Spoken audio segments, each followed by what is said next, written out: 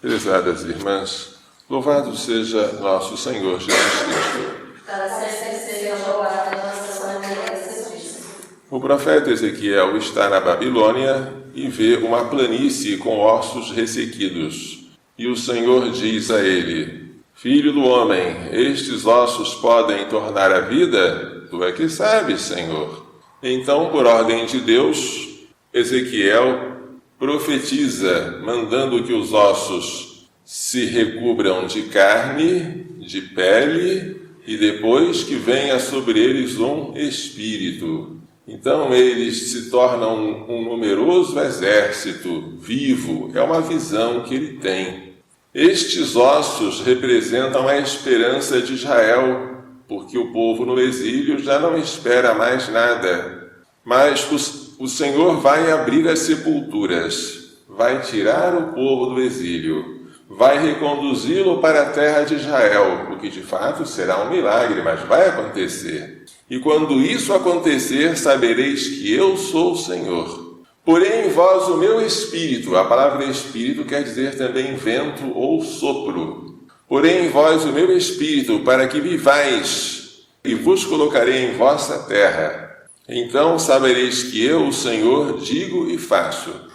A repatriação dos exilados é uma figura da ressurreição.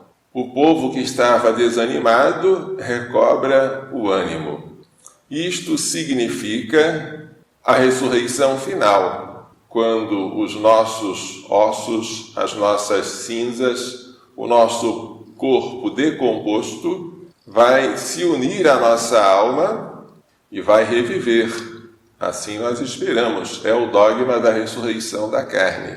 O Salmo 129 é um salmo de súplica de um pecador que se reconhece pecador e clama ao Senhor Deus das profundezas. Ele espera no Senhor, como o vigia espera pela aurora, porque no Senhor se encontra a graça, a misericórdia, a redenção, e Ele vem libertar a Israel de toda a sua culpa. E com a libertação da culpa, vem a libertação do castigo devido à culpa. A segunda leitura tirada do maravilhoso capítulo 8 da Carta aos Romanos de São Paulo fala sobre a vida segundo o Espírito. Os que vivem segundo a carne não podem agradar a Deus, mas vós, diz São Paulo, não viveis segundo a carne, mas segundo o Espírito, se realmente o Espírito de Deus mora em vós. O Espírito de Deus é o Espírito Santo. E o Espírito Santo que habita em nós desde o dia do nosso batismo é um princípio real de vida divina, de vida sobrenatural.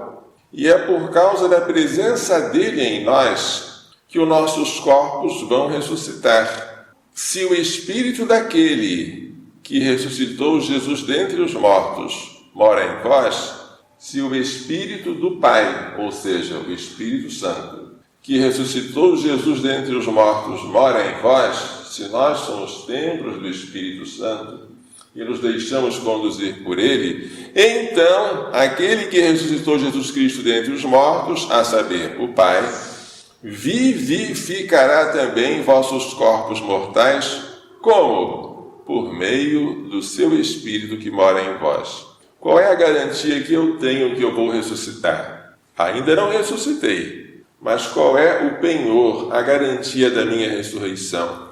Eu já tenho em mim, inclusive no meu corpo, o Espírito Santo. O Espírito Santo, ele é a garantia de que a morte não é definitiva e que o meu destino final é a ressurreição. O Evangelho hoje apresenta o episódio da ressurreição de Lázaro.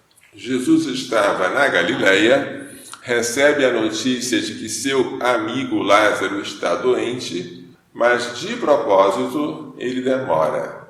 Permanece mais 2 dias na Galileia. E quando vai até a Judéia, no povoado de Betânia, que ficava a 3 quilômetros de Jerusalém, Lázaro já havia morrido.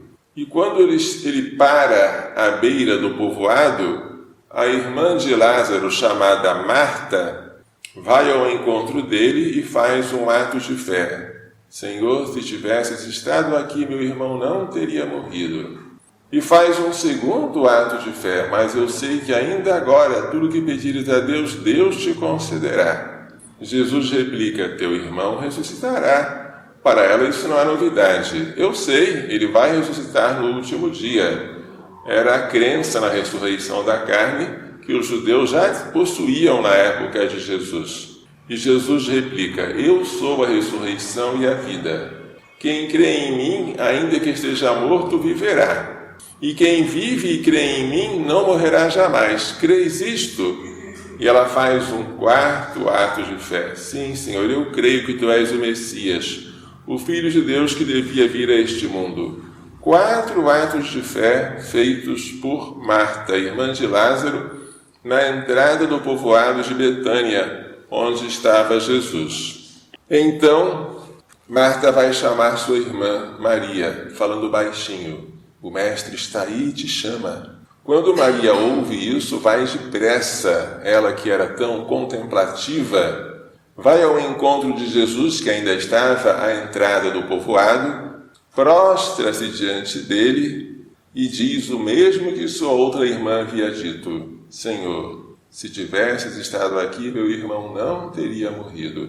E quando Jesus vê Maria chorar, e os judeus com ela, Jesus se estremece interiormente, porque, além de Deus, ele é homem, ele tem emoções. Fica profundamente comovido e pergunta, onde o colocastes? Vem ver, Senhor. E Jesus chora. Jesus derrama lágrima. É um choro de alguém que estremece diante da morte, como nós. Ele se fez semelhante a nós em tudo, menos no pecado.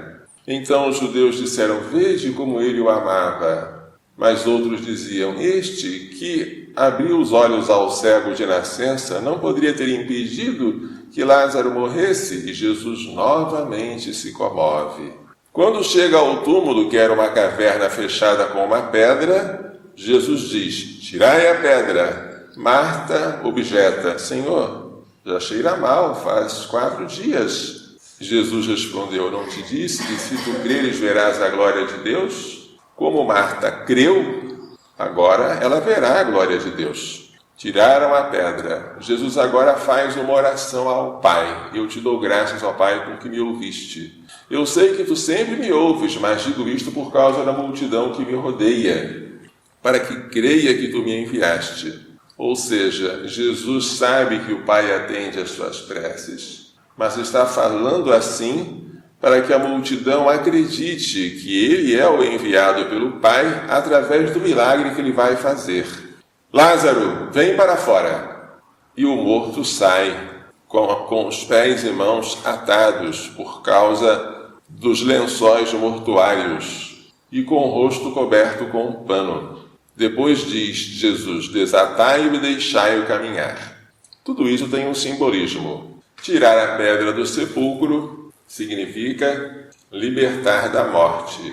Vem para fora é sair daquele estado de morte em que ele estava há 4 dias. Desatar significa dar liberdade de movimento, para que ele possa agora viver.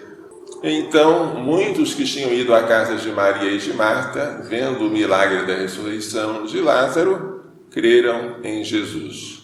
Por que Jesus fez o milagre? Do início até o fim, a razão é uma só, para despertar a fé. O milagre é um benefício que ele faz ao seu amigo Lázaro, mas é um benefício pequeno, porque Lázaro depois iria tornar a morrer. O que ele quer fazer de definitivo não é um prolongamento de vida mortal. Ele quer nos dar a vida eterna.